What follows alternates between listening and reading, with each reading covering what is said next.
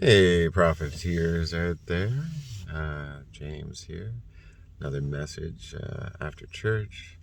Another inspired message.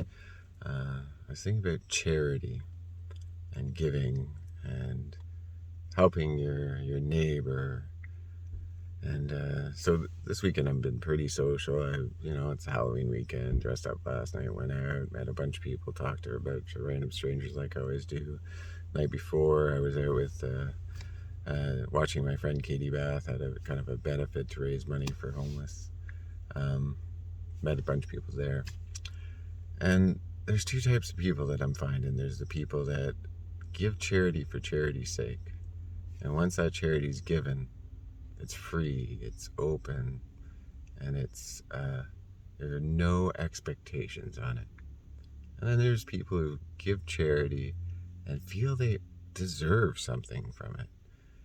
Let me tell you a story. So I was talking to this lady, and she was telling me about how she was wonderful, and uh, they had given all of these things to a family in need.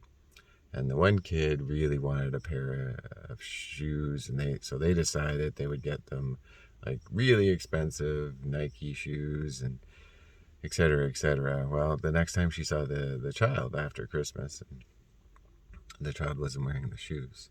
So she started questioning her. This is the story that she's relaying to me. Started questioning the child, and the child was like, "Yeah, no, I don't like the shoes."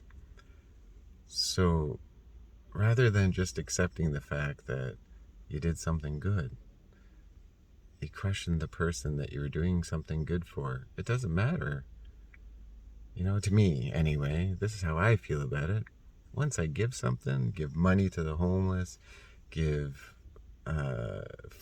food to a food drive, whatever I do, it's not because I want something from it. It's because I really, truly hope that it helps the other person.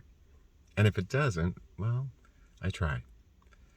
Anyway, so the end of the story, and I'll remind you, she's telling me this story, so she's relaying how she's altruistic, how she's charity given. This is the story she's telling me.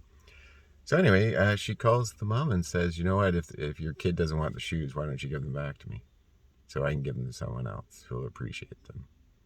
I was like, wow, that's not charity. Uh, I just kind of stood there dumbfounded, and I said, "Oh, it's too bad he didn't like the shoes.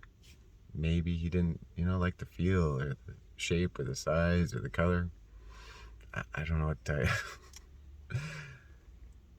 Anyway, the moral of this story, profiteers out there: charity is meant to be given without expectation.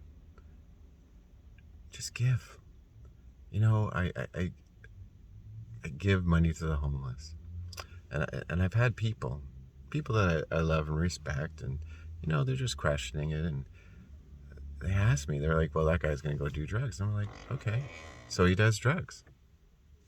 Maybe it brings him more joy, or maybe he decides not to do drugs. Maybe he decides to go buy a coat. Maybe he decides, I don't know, but I don't care. I gave him the money because he needed it.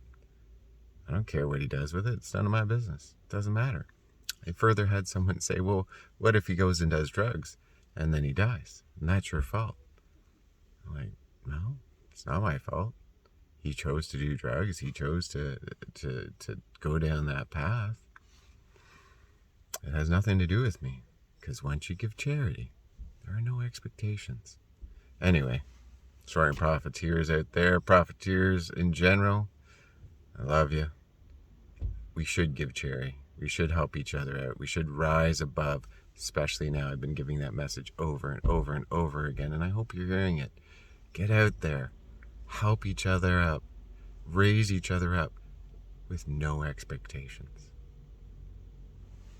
Let's heal our minds, bodies, and souls together.